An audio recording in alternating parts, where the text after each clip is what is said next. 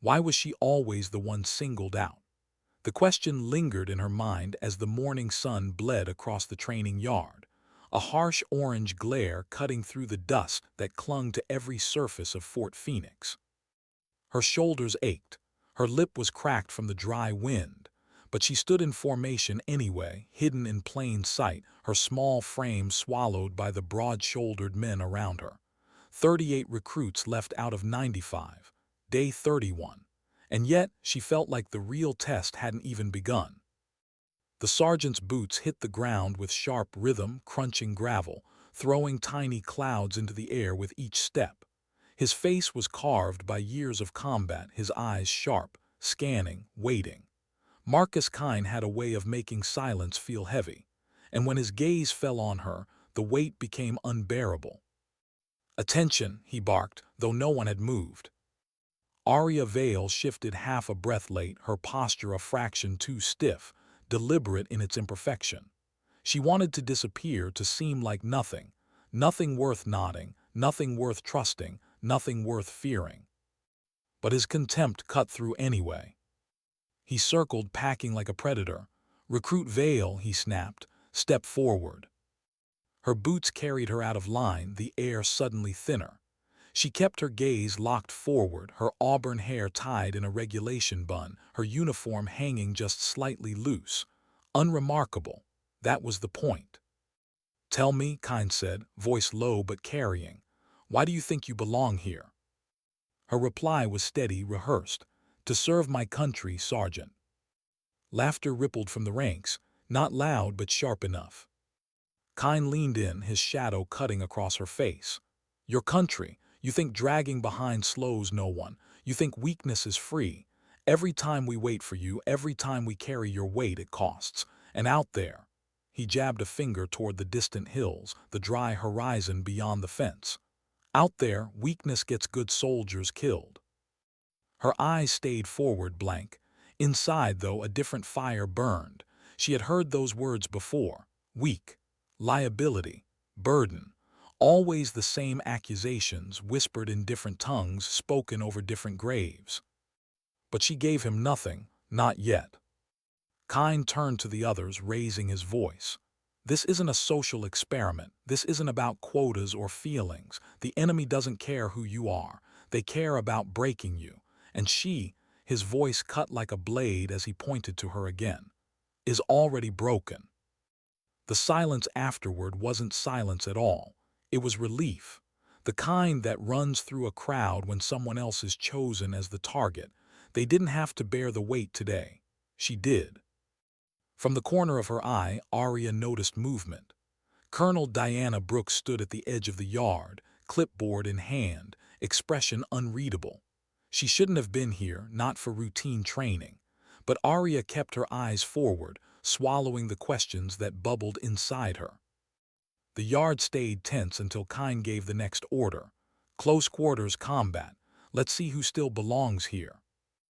Hours later, the heat pressed down like a hammer, the sun sitting high, unrelenting.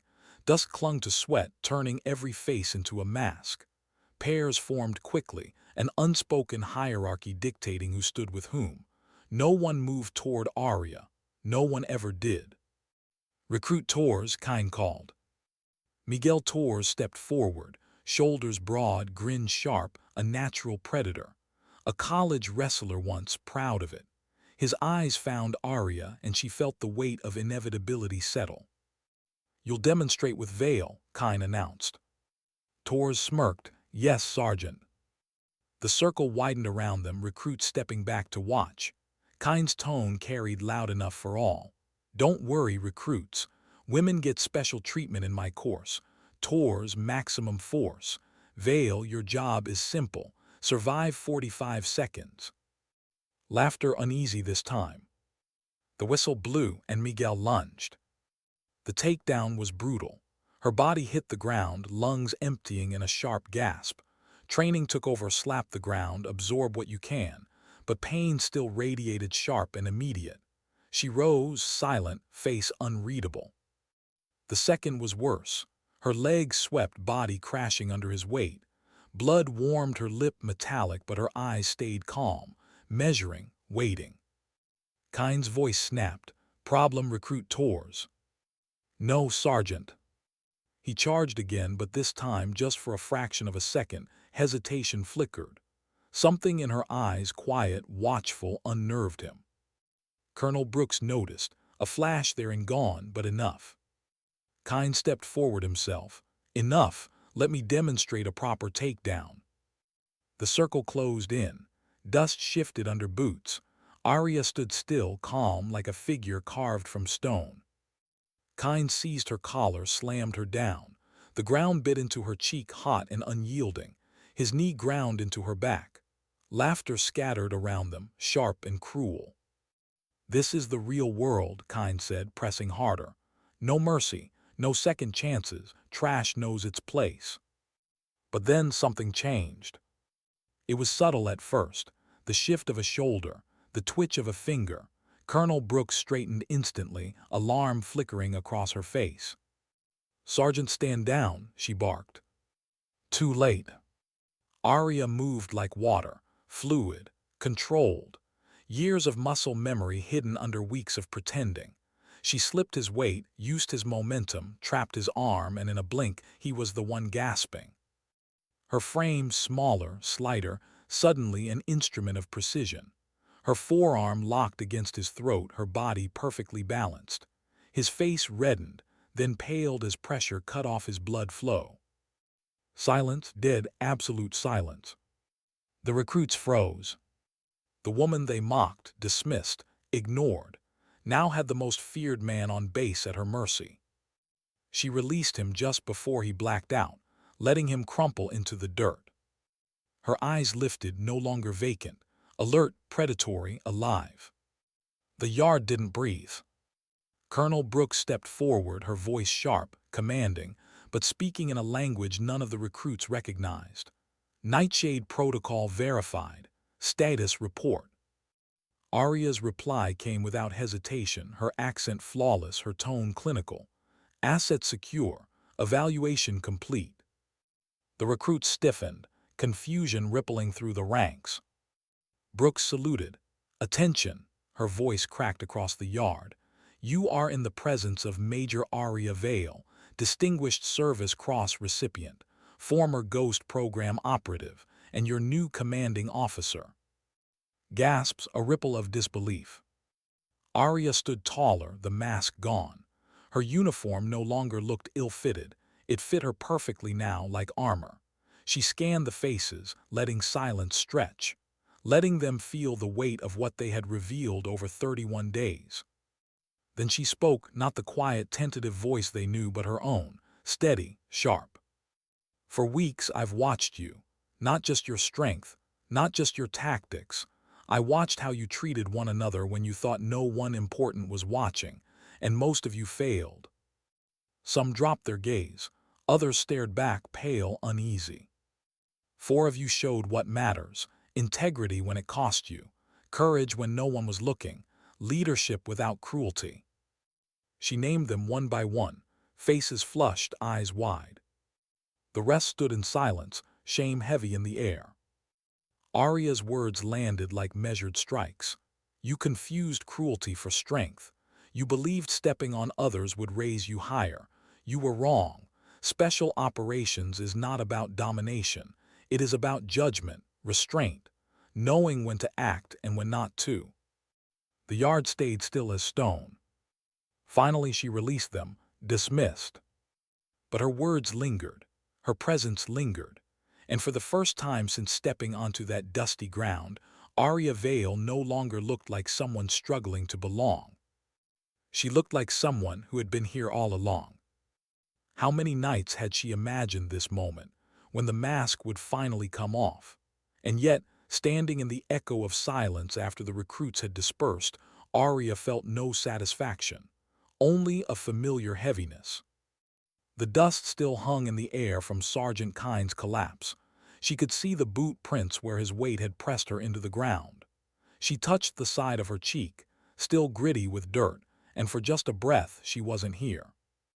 She was younger, barefoot in another yard, shadows stretching long as men in uniform spoke in a language she couldn't yet understand. A hand pressed a medal into a wooden box. A whisper, "She'll never have to carry this burden." But burdens had a way of finding her anyway. The sharp voice of Colonel Brooks pulled her back. "Major Vale, with me."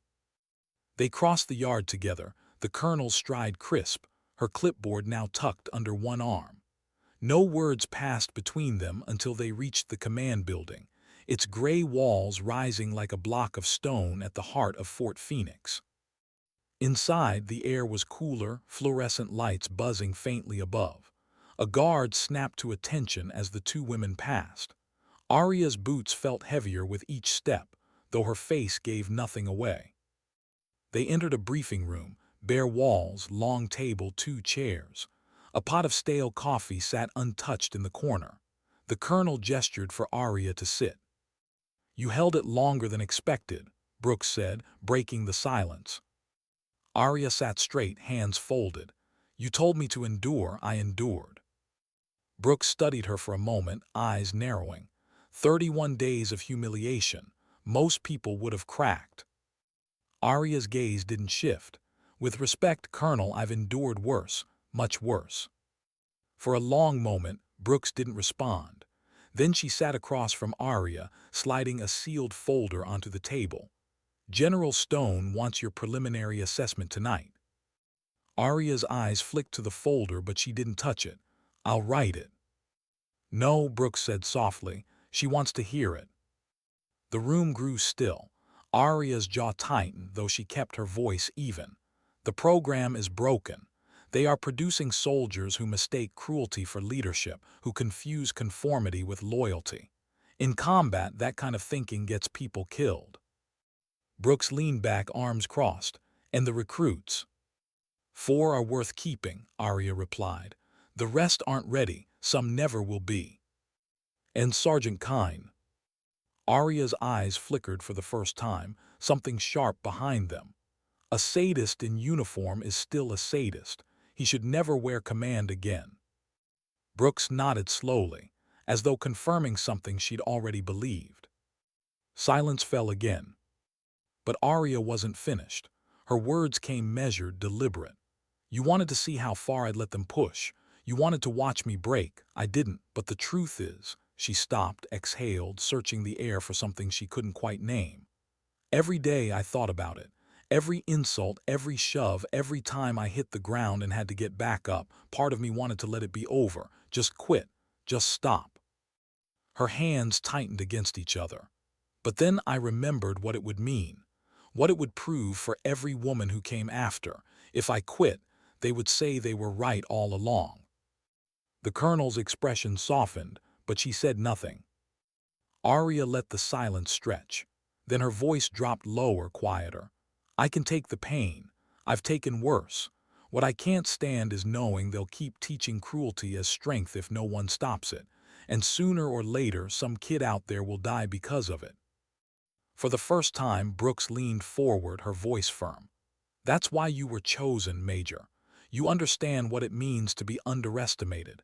You know what it feels like to be dismissed, ignored, broken down.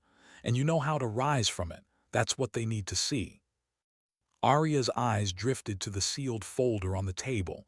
It wasn't just her report in there. She could feel it, something else. Another assignment, another burden. But before she could speak, the door opened. General Rebecca Stone entered. Her presence filled the room instantly, not through volume but through gravity.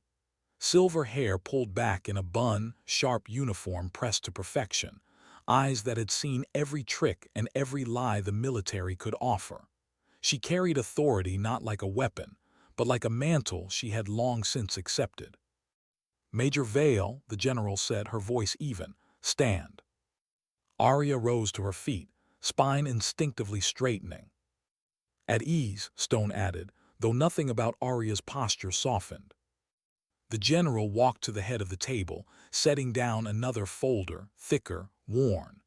"I read the preliminary notes from Colonel Brooks. I wanted to hear your assessment directly." Arya met her gaze without flinching. "The course is compromised, ma'am. They're building soldiers who confuse intimidation for authority, who believe strength is measured by how well they can break someone. 4 candidates showed otherwise. They acted with integrity when it cost them. They're worth advancing. The rest are liabilities. Stone studied her, the silence stretching. Then she spoke. "You're certain?" "Yes, ma'am." The general nodded once. "Then your assignment here is complete." She tapped the thicker folder. "And your next begins." Arya's pulse slowed, but her breath caught. She knew that weight. She had carried it before. "Ghost program operations don't stay buried forever," Stone continued. "There are pieces of your past coming back into play. I need someone who understands both sides, what it means to live in the shadows, and what it means to train those who will step into them." Arya said nothing. The air felt heavier. Brooks shifted in her chair. "General, she's just finished 31 days in hostile conditions. She needs recovery before." "I don't have the luxury of time," Stone interrupted, her tone final. She turned back to Arya. "You'll have 48 hours, then you'll be briefed." Arya lowered her gaze for just a moment, not out of deference but out of calculation. "What's the mission?" Stone's voice softened. "You'll know soon enough." The words echoed like they always did, enough to twist in her chest, enough to remind her that secrets weren't things she carried. They were things that carried her. The meeting ended quickly after that. Orders were exchanged, signatures logged. Brooks walked Arya out, the evening sun casting long shadows across the compound. For a while, they said nothing. Finally, Brooks asked, "Why did you hold back so long before breaking kind?" Arya's reply was quiet, more to herself than anyone else. "Because I needed to see who would stand with me when I couldn't stand for myself." They reached the edge of the yard where the dust had begun to settle again. The training field looked different now. Empty, still. Arya's gaze drifted toward the horizon, where the desert stretched endless and indifferent. For the first time in weeks, she let her shoulders relax. But the calm lasted only a moment. She knew what was coming. And she knew that every scar she carried, every insult endured, every night spent alone, every memory she never spoke aloud, was only preparation. For something darker. For something she hadn't yet told anyone. Not even herself. How far back did the shadows reach? That night sleep came in fragments, thin, broken stretches of rest between jolts of memory. Arya lay in her quarters at Fort Phoenix, the fan overhead spinning a lazy rhythm. The desert air pressed hot against the walls. Outside, distant voices carried across the compound, but inside her head it was quieter. Quieter and darker. She closed her eyes, and the past bled through. It was Fort Phoenix anymore. It was another yard, another base half a world away. Concrete walls scarred with bullet holes. The smell of oil, dust, and something heavier, something that clung to skin and wouldn't wash off. She remembered the first time they called her Nightshade.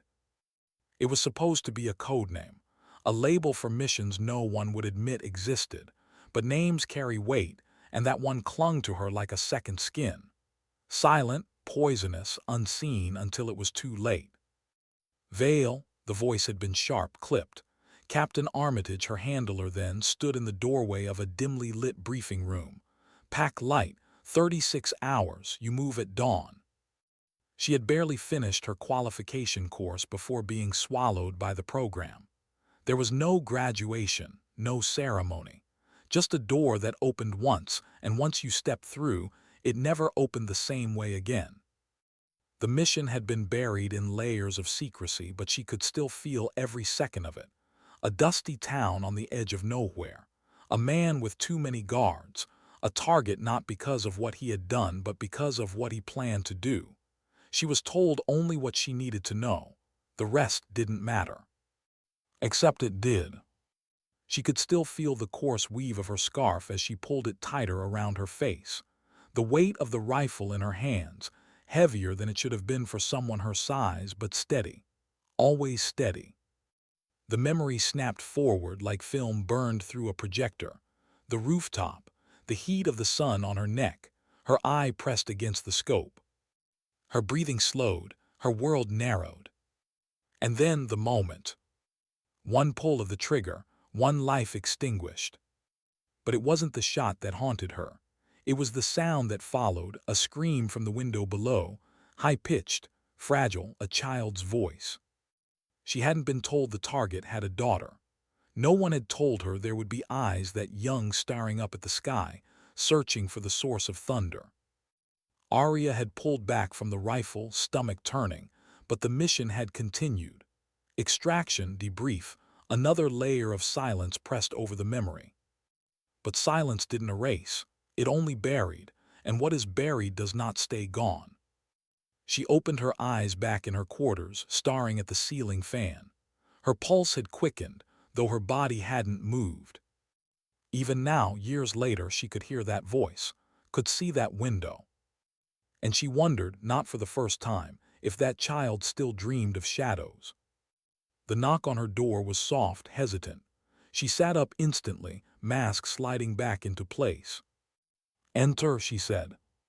The door opened to reveal one of the 4 recruits she had singled out earlier, Chun. Younger than Arya had been when she entered the program, but with a steadiness in her eyes. She lingered in the doorway, uncertain. "Major Vale," Chun said quietly, I wanted to thank you for earlier, for noticing." Arya studied her, silent for a moment too long. Finally she gestured, "Come in."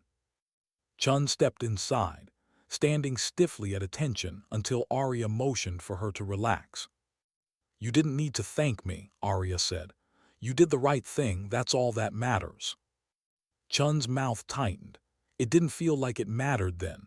When Sergeant Kine, she stopped herself, shook her head. "I thought I was making it worse for everyone."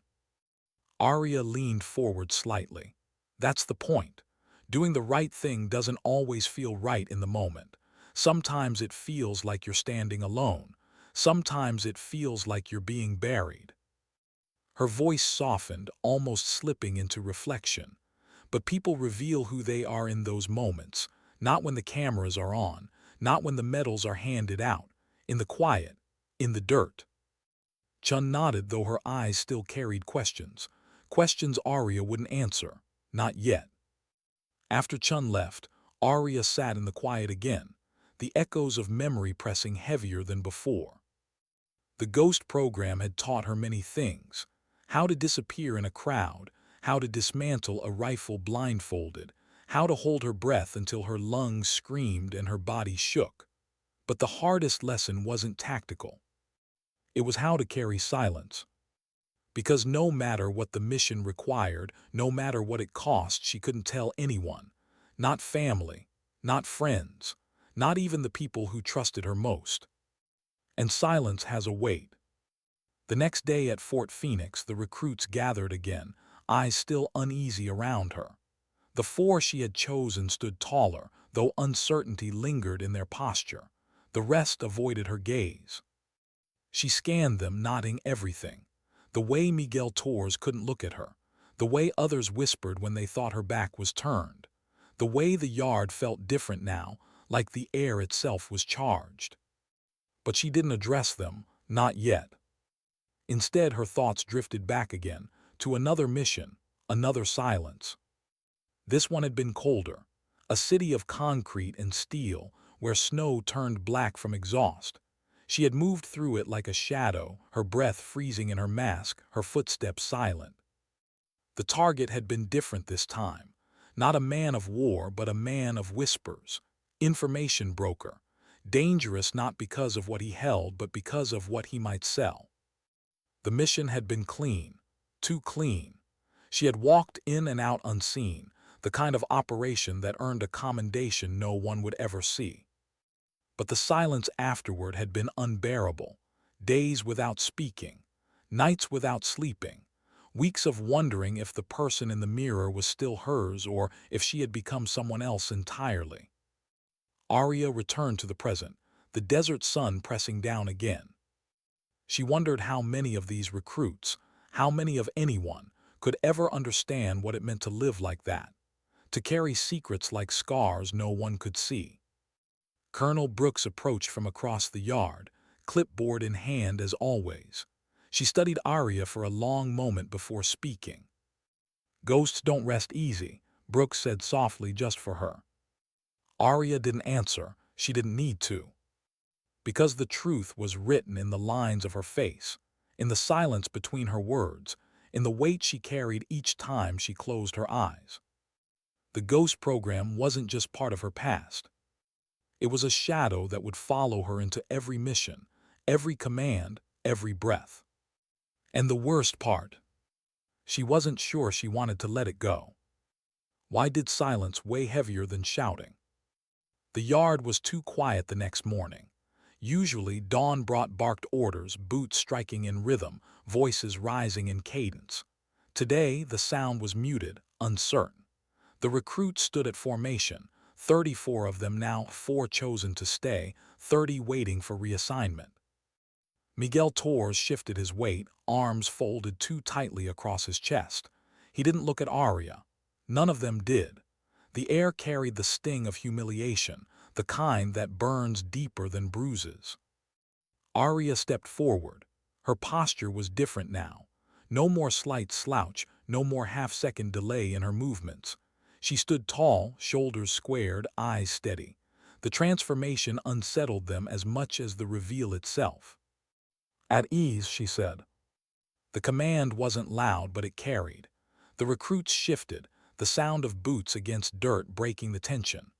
Arya paced slowly before them, her movements measured, deliberate. "Yesterday was difficult for many of you," she began, her tone calm, almost conversational. "Finding out that your behavior was being evaluated when you thought no one important was watching. But that is the reality of leadership. Your true character isn't revealed in front of an audience. It's revealed when you believe no one sees you."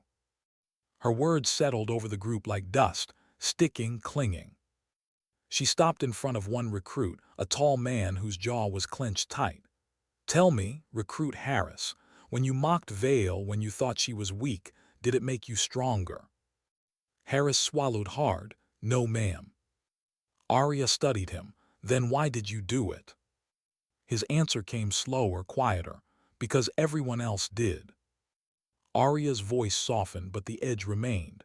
"That's not strength, that's fear wearing a mask." She moved on, letting the words hang behind her. "4 of you showed courage when it mattered," she continued. "Not in your physical performance, but in your choices. You resisted cruelty. You chose integrity when it cost you. That is what leadership demands." Miguel's head snapped up, eyes flashing. "With respect, Major, combat isn't about kindness. Out there, it's kill or be killed." Arya turned sharply, her gaze locking onto him.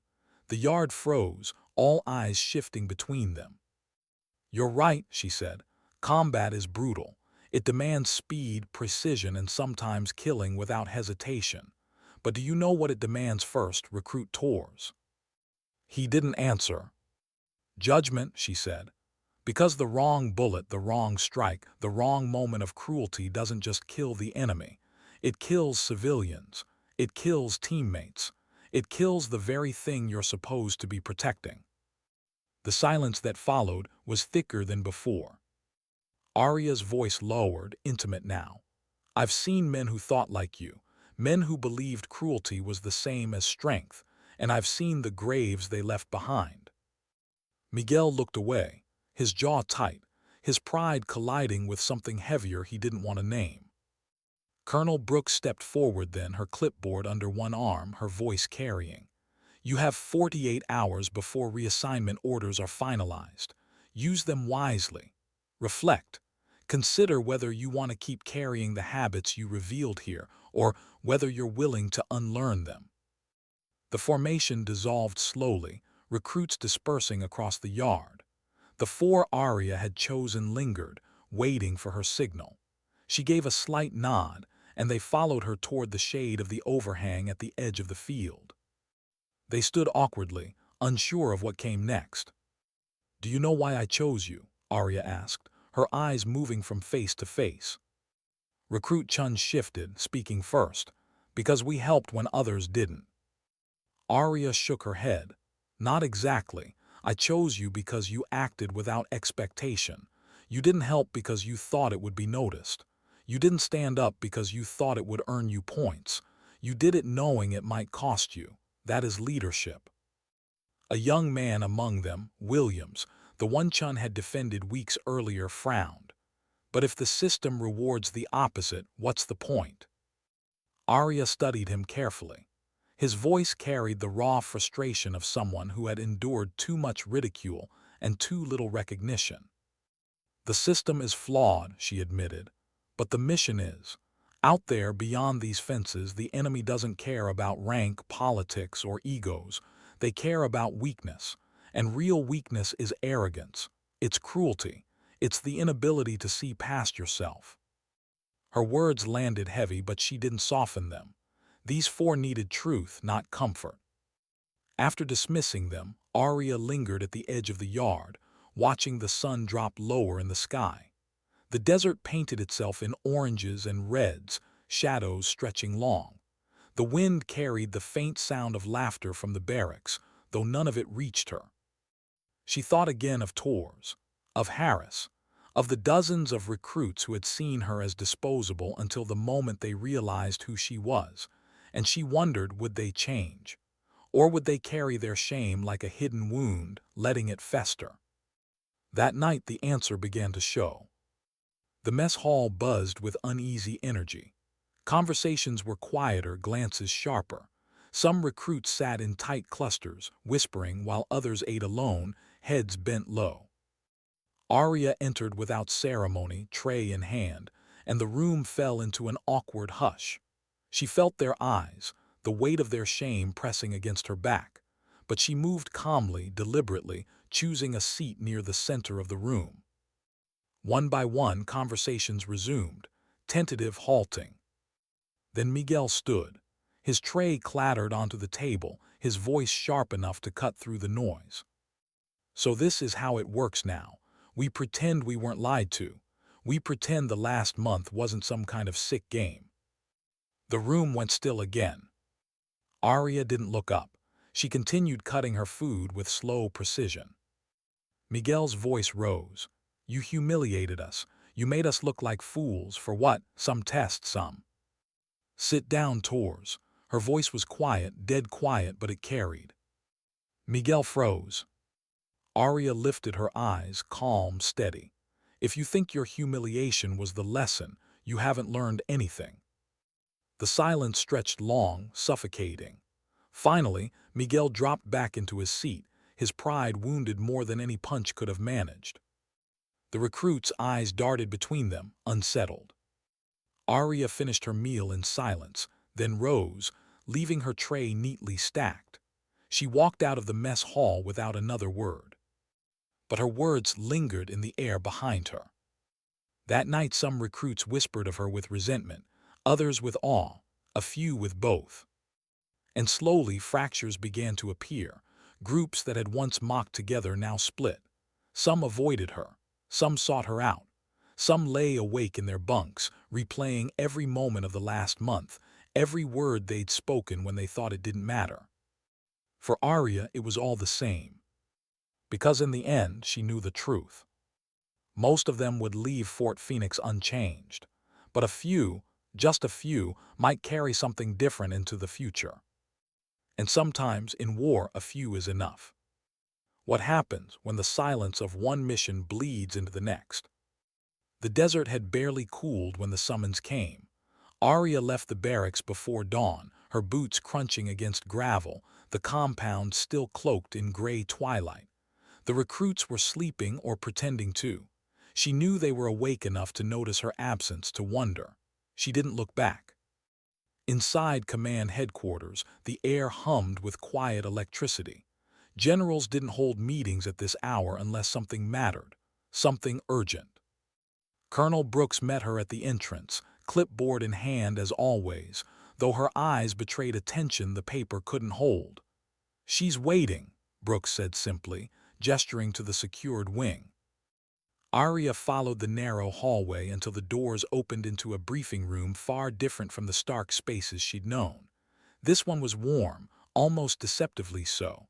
Polished wood table, low lighting, a wall of screens muted but glowing with satellite imagery. General Rebecca Stone sat at the head of the table, posture sharp, uniform immaculate, a woman built from steel and scar tissue. She looked up as Arya entered, and the smallest flicker of something softer passed through her eyes before it vanished again. "Major Vale," Stone said, "sit." Arya complied, back straight, gaze steady. Stone slid a file across the table. It was thicker than most, paper layered with classified tabs, redacted lines, photographs clipped inside. The kind of file that meant history wasn't finished with her.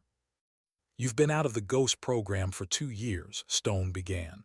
"Long enough to build distance, not long enough to bury what you know. That's why we need you now." Arya didn't touch the file. She let the silence breathe, the weight of it pressing into her lungs. Finally, she asked, "What resurfaced?" Stone tapped the folder once, her nails sharp against the cardboard. "An operation you were never briefed on. Ghost protocols overlap. Sometimes handlers conceal pieces even from their own operatives. That was the design. But fragments have emerged, names, coordinates, assets that were never accounted for. And at the center of it all is a familiar shadow." Arya's pulse slowed. Shadows had faces, she knew too many of them. "Who?" Stone's reply was measured. "Codename Vulture." The name hit like gravel in her mouth. Old, heavy. A ghost from the same graveyard she had crawled out of. Arya sat still, but her mind moved fast.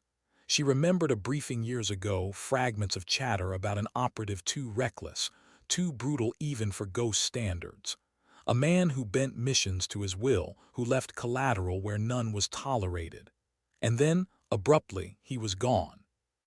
"Vulture was terminated," Arya said flatly. Stone shook her head. "No, he vanished, and now he's circling again. Intelligence puts him in northern territory, building something we don't fully understand. Cells are aligning under his influence. Former assets, mercenaries, people who disappeared from our radar. He's consolidating." Arya finally opened the file. The photograph stared back, satellite images of compounds carved into barren landscapes, blurred faces caught mid-motion, coded intercepts that spoke in riddles. And one image in particular, a man walking through a marketplace, head down, hood raised. His face partially visible, but enough. Her stomach turned, not fear, not surprise, something colder, recognition. Stone's eyes never left her. "You trained under the same umbrella. He knows our playbook. He knows our blind spots. If anyone can predict his moves, it's you." Arya closed the file gently, as though it might shatter if handled with force. "And if I refuse?" Stone's voice softened, but only slightly. "Then someone else walks into a war they don't understand, and more names end up in the ground." The silence that followed was long, broken only by the faint hum of the screens. Arya's hands rested flat on the table. Her reflection stared back in the polished surface, a face lined with exhaustion, sharpened by years of carrying what she never spoke aloud. She thought of the recruits, of the dirt pressed into her cheek, of the laughter that had surrounded her before she turned it into silence. She thought of the child in the window, staring into shadows. And she thought of the name, Vulture. When she spoke, her voice was steady. "I'll take the mission." Stone nodded once, no triumph in her eyes, only acknowledgement. "You have 48 hours to prepare. You won't be going alone. The 4 candidates you identified will shadow you through the first phase. Consider it their final trial." Arya's eyes lifted sharply. "They're not ready." "They're ready enough," Stone countered. "And they need to learn what this life demands from someone who's lived it. You wanted to change the culture of this program. This is your chance. Show them what leadership looks like when the stakes are real." Arya said nothing, but her jaw tightened. She had wanted to shape soldiers who understood compassion, restraint, judgment. Now she would have to drag them into the shadows where compassion was a liability, where judgment could mean death. Stone must have seen it in her eyes. "Major, you don't have to save them, just lead them. The rest is up to them." Arya rose, file in hand, the weight of it pulling her arm heavier than it should. She saluted, sharp and precise. As she turned to leave, Stone added quietly, "Vale, sometimes the only way out of the shadows is through them." The words followed her down the hallway, pressing into her spine like a second heartbeat. That night back in her quarters, Arya laid the file on her desk. She didn't open it again. She didn't need to. The images were already burned into her mind. Instead, she sat in the dark, staring at the faint outline of the horizon through her window. Her thoughts wandered not to strategy, not to tactics, but to something softer. The recruits.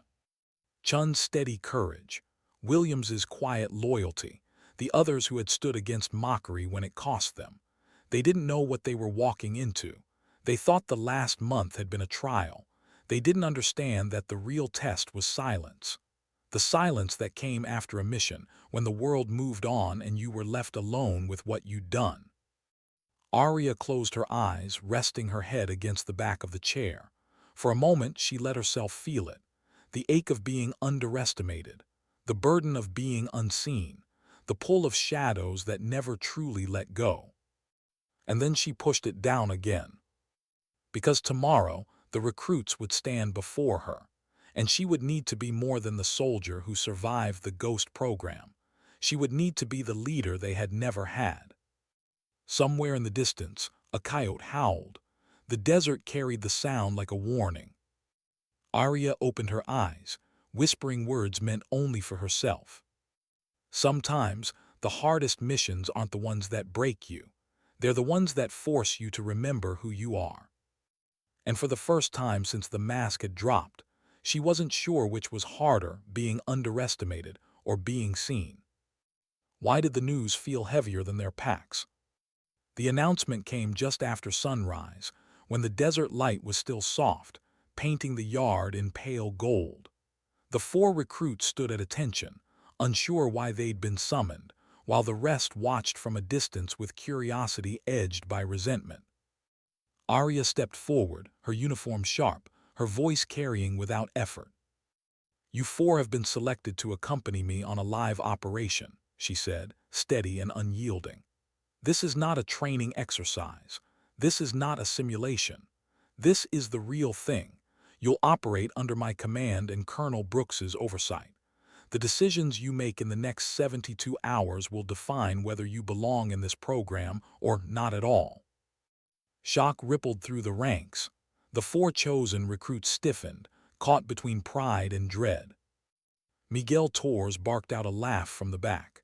"Sending kids into combat, that's the great lesson. Thought this was about building leaders, not getting bodies bagged." Brooks's glare silenced him instantly, but Arya didn't even turn her head. She addressed only the 4. "You don't have to accept," she said. "If you hesitate, you'll be reassigned without consequence. But if you come, there is no half measure, no safety net, no excuses." Chun's hand twitched at her side, but her voice was clear. "I accept, ma'am." Williams swallowed hard, his jaw tight. "I'm in." The other 2 recruits exchanged a glance before nodding, though uncertainty flickered in their eyes. Arya studied each of them, her gaze sharp enough to make them feel stripped bare. "Pack only what you can carry at a dead sprint. Be ready in 4 hours." She turned on her heel and walked away. The yard buzzed with low murmurs once she was gone. Some recruits muttered about favoritism. Others whispered fears they wouldn't admit aloud. Miguel's voice cut above them all, bitter and sharp. "They'll break out there, and when they do, it'll be on her hands." But even as he said it, there was something else in his tone. Not confidence, not scorn, something closer to envy.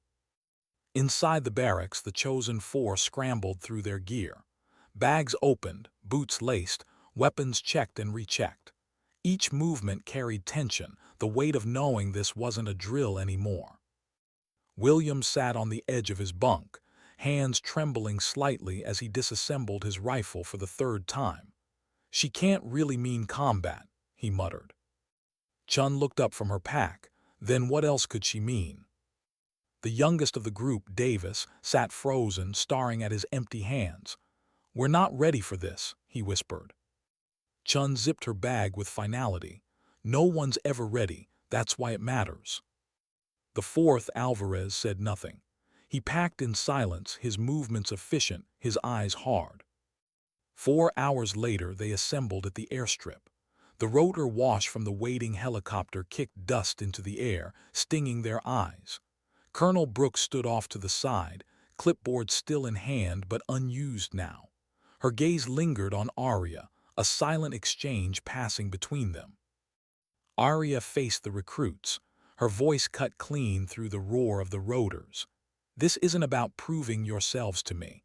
It's about proving you can trust one another, because once we lift off, you will not survive alone." The recruits nodded, though unease shifted in their postures. They boarded. The helicopter lifted, the desert shrinking beneath them, Fort Phoenix becoming a cluster of fatting shapes against endless sand. For a long time no one spoke. The engine's roar filled the silence, rattling in their bones. Arya sat across from them, helmet in her lap, her eyes scanning each face.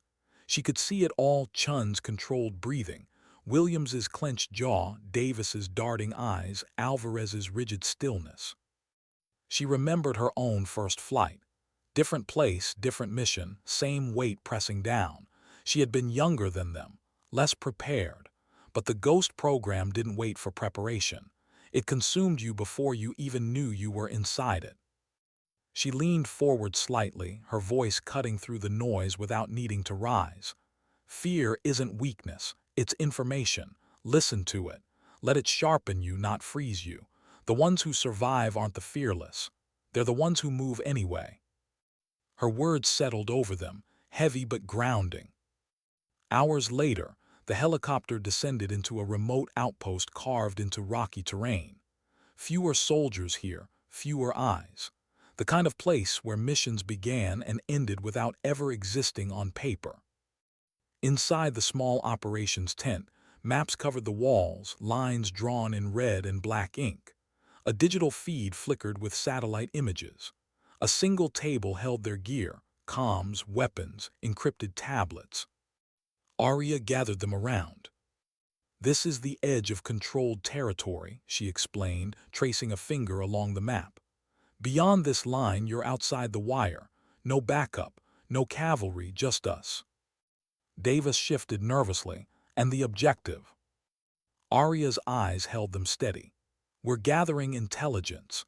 No direct engagement unless necessary. You are here to observe, to learn, to understand what operating in the shadows demands. If you fire your weapon, it will be because there was no other choice." Williams frowned. "But if it's just intel, why us?" Arya hesitated for the first time, her silence deliberate. "Because leadership isn't forged in the classroom. You don't learn who you are until the choices are real. Out there, you'll see yourself clearly for the first time, and not all of you will like what you find."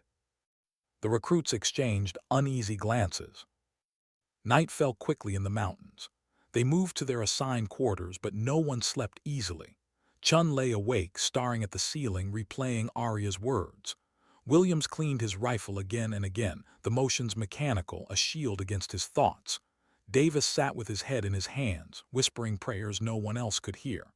Alvarez sat on his bunk, silent, his eyes cold and distant, as if he had already built a wall no mission could break. Arya walked the perimeter alone, boots crunching softly against gravel. The night air was sharp, the stars stretching endless above her. She paused at the edge of the compound, staring into the darkness beyond. Her thoughts turned, unbidden, to Vulture, the man who had once been a shadow like her, now rising again from places they had tried to bury him. She wondered what he had become, what ghosts had shaped him, and whether, in some twisted mirror, he was the reflection of what she might have been if she had broken differently. A voice behind her broke the silence. "You don't sleep either." "Chun." She stood a few feet away, her expression softer in the moonlight, though her eyes carried the same steadiness Arya had noticed on the first day. Arya's lips twitched, not quite a smile. Sleep comes second, awareness comes first. Chun nodded, stepping closer. They're scared, the others, even if they won't say it. They should be, Arya said quietly. Chun hesitated, then asked the question she had been holding since the yard. Why us, really? Arya looked at her, the moonlight etching the lines of her face sharper. Because you still believe in something more than yourself. Out there, that belief might be the only thing that keeps you alive. Chun held her gaze for a long moment, then nodded. She didn't ask anything else. She didn't need to. When Arya returned to her quarters, she sat at the edge of her bunk, staring at the file again. Vulture's face stared back, blurred but undeniable. She ran her thumb along the edge of the photo, the paper rough against her skin. The recruits thought this was their test. But deep down, Arya knew the truth. This mission wasn't just about them. It was about whether she could step back into the shadows without losing herself to them again. How quiet can a world become before silence itself feels like a threat? The mountains rose black against the pre-dawn sky, jagged and unforgiving.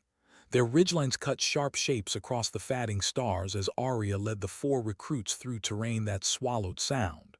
Boots crunched on loose rock, then stilled when her hand went up. Every gesture mattered now. Words could get you killed. They moved single file, shadows against shadows. Packs hugged close, rifles slung tight.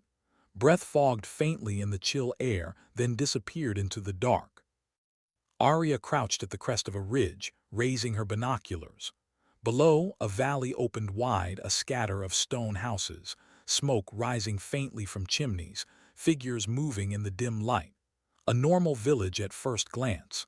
But normal didn't gather shipments at midnight. Normal didn't place armed lookouts on rooftops.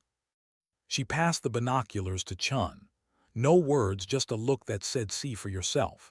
Chun scanned, her breath steady even as her stomach tightened. She saw it too, the guards, the crates unloaded from trucks, the careful routine of men who had done this many times before. Williams shifted uneasily behind them. Locals, he whispered. Arya shook her head, eyes still on the valley. Locals don't post sentries. They stayed prone for half an hour, watching, learning. Arya had drilled it into them already. Observation first, action last. Let the silence tell you what words never could. Davis fidgeted, his nerves too loud even in stillness. Every few minutes he checked his rifle, his watch, his pack. Arya noticed. She always noticed, but she said nothing. Some lessons only sink when the fear has time to stretch. Finally, she pulled them back behind the ridge, where the valley was hidden from view. The recruits gathered around her, their faces pale in the thin light. This is your first lesson in the field, Arya said softly. What you don't do matters more than what you do. If you go charging in, you die. If you panic, you die. If you make noise, you die. Out here, silence is survival. Her eyes lingered on Davis, then moved on. Alvarez frowned. So what now? We just watch. Arya's gaze sharpened. That's exactly what we do. Information is a weapon, and right now it's the only one we need. Hours bled slowly into each other. The recruits rotated watch positions under Arya's quiet direction, every shift teaching them patience they didn't know they had. They scribbled notes in waterproof journals, mapping routines, counting guards, knotting crates. Each detail a thread, each thread a piece of the truth. By the second night, their nerves frayed. The cold bit deeper. Hunger gnawed sharper. But Arya remained steady, her presence grounding even as the silence pressed harder. She moved like she belonged to the terrain, every step measured, every motion deliberate.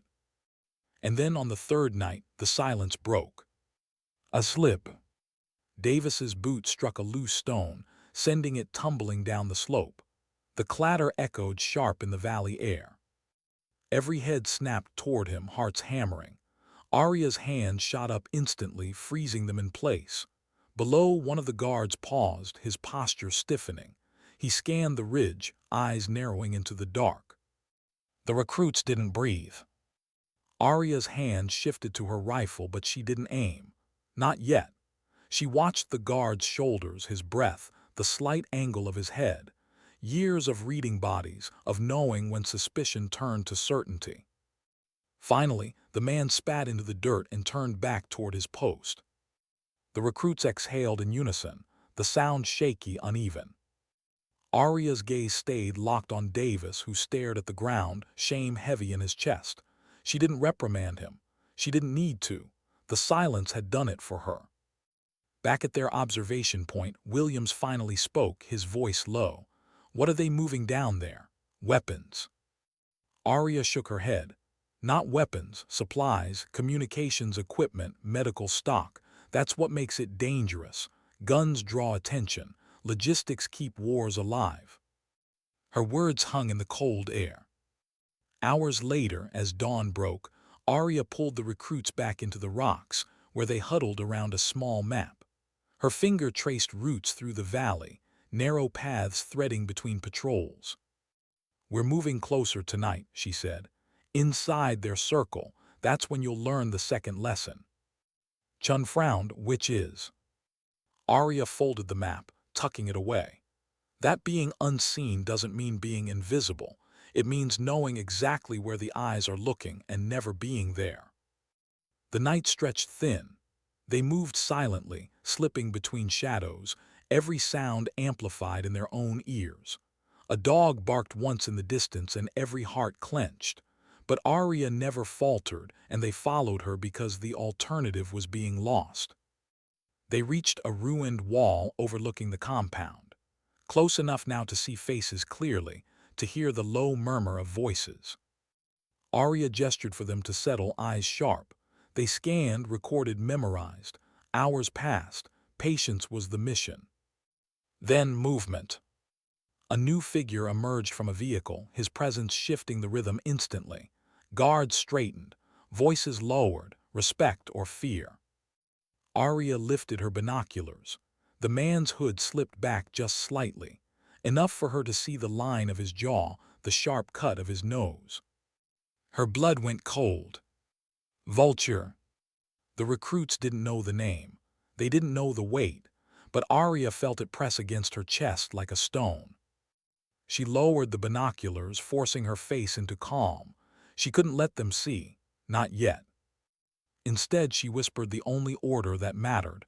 "Stay still, watch everything." The recruits obeyed, though their nerves buzzed. Arya's eyes lingered on the man below, memories clawing at the edges of her mind. Missions whispered about but never confirmed. Operations that went wrong in ways that never made reports. And now here he was, alive, moving, building. She exhaled slowly, steadying her pulse. Because the silence of observation was ending. And the shadows were about to speak. What happens when the shadow you've been chasing turns and sees you? The compound below shifted with the rhythm of command. Vulture's presence was unmistakable, even if the recruits didn't know his name. Guards leaned in closer. Crates moved faster. Orders carried sharper edges. The valley itself seemed to tighten around him. Arya's eyes stayed on him, but her pulse slowed, steady, deliberate. She couldn't let them see. Not the recruits at her side, not the enemy below. Silence was her armor now. Davis's breath quickened beside her. "Who is he?" he whispered. Arya didn't answer, not yet. Instead, she pressed her hand down, signaling stillness. The recruits froze, their bodies tense but obedient. Below, Vulture raised his head slightly, scanning the ridgeline. Not searching, not certain, just aware. The way predators were. Arya's chest tightened, but she didn't move. She had learned long ago that shadows survived by patience. Minutes dragged into an eternity before he turned back to his men. The recruits exhaled quietly, relief trembling at the edges of their breath. Arya leaned close, her voice barely audible. "We're pulling back." Confusion flickered in their eyes, but they followed without hesitation. They moved carefully, retracing steps, slipping through shadows until the valley was behind them. Only when the ridge cut the compound from view did Arya allow them to stop. The recruits collapsed against the rocks, adrenaline leaving them shaky. Williams wiped sweat from his forehead despite the cold. What was that?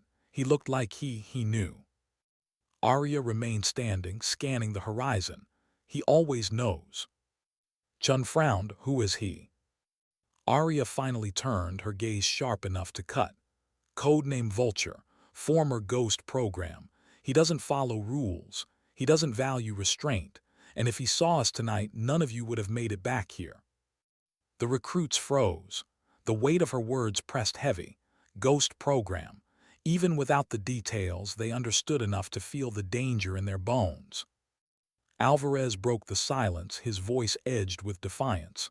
Then why didn't we take him? We had a clear shot. Arya's eyes hardened. Because killing him tonight would only prove we're no different. Power without judgment is chaos, and chaos is exactly what he feeds on. Alvarez looked away, jaw tight. He didn't agree, but he didn't argue further.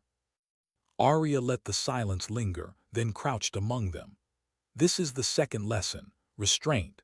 Knowing when not to act takes more strength than pulling a trigger, and out here, restraint can save more lives than firepower ever will. Davis's hand still trembled, but his voice cracked out. And if he comes after us? Arya's reply was calm, almost too calm. Then we move faster, we think sharper, and we don't give him the satisfaction of fear. That night none of them slept. By morning the air felt different, heavy, watchful. As they prepared to move out, Arya noticed it, tracks on the ridgeline, fresh, not theirs. Vulture knew. They adjusted quickly, shifting routes, keeping to cover. The recruits moved quieter now, the fear of last night sharpening into discipline. Every step was deliberate, every glance searching. But the silence didn't last. It was just past midday when the ambush came. Gunfire cracked from the rocks above, sharp and sudden. Bullets kicked dirt around them, echoing loud against stone. The recruits dove for cover, hearts slamming against ribs. Davis froze, eyes wide, until Chun yanked him down behind a boulder. Arya pressed low, scanning, calculating. Not a full assault, just a probe, a message. Vulture was letting her know he'd seen her. She raised her hand, signaling the recruits. Her voice was low, steady. Stay down. Return fire only if you have a clear shot. Williams's breath came fast. They'll pin us here. No, Arya said calmly. They want us rattled, don't give them that. She shifted, peering through her scope. Shadows moved against the ridgeline, quick, deliberate, too disciplined for locals. These were trained. Former assets, maybe, ghosts of ghosts. A burst of fire echoed close. Alvarez cursed, gripping his rifle tight. We've got the shot, why aren't we taking it? Arya's reply was cold steel. Because we don't waste bullets proving we're scared. We move when it matters.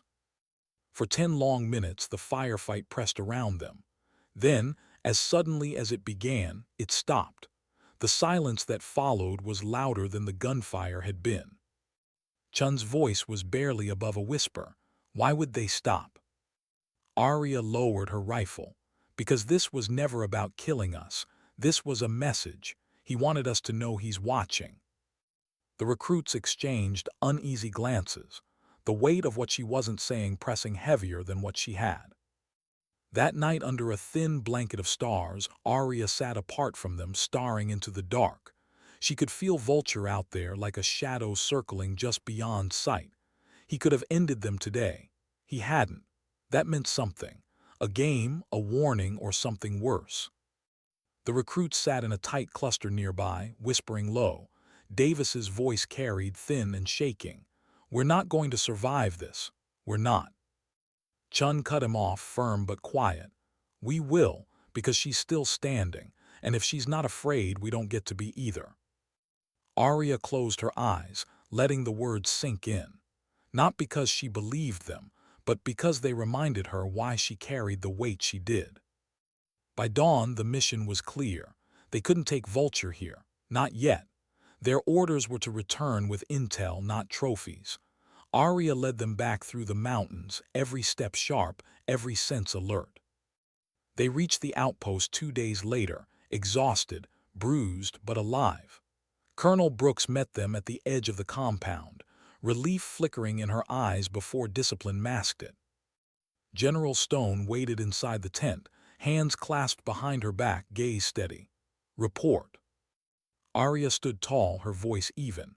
"Vulture is alive. He's consolidating assets. He knows we're watching." Stone's jaw tightened. "And the recruits?" Arya turned slightly, letting her gaze sweep across the four. Chun steady, Williams worn but unbroken, Davis shaken but still standing, Alvarez hard-edged, his pride dented but intact. "They've seen what leadership demands," Arya said. "Fear, restraint, silence. Some of them will carry it forward, some won't.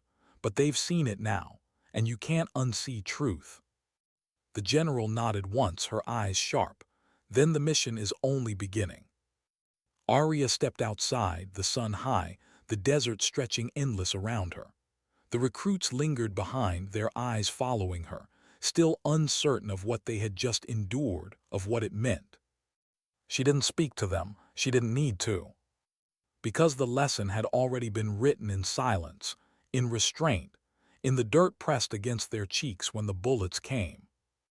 And as the wind shifted across the compound, Arya let herself breathe, just once, the words she never spoke aloud. "Sometimes dignity doesn't speak, it simply acts."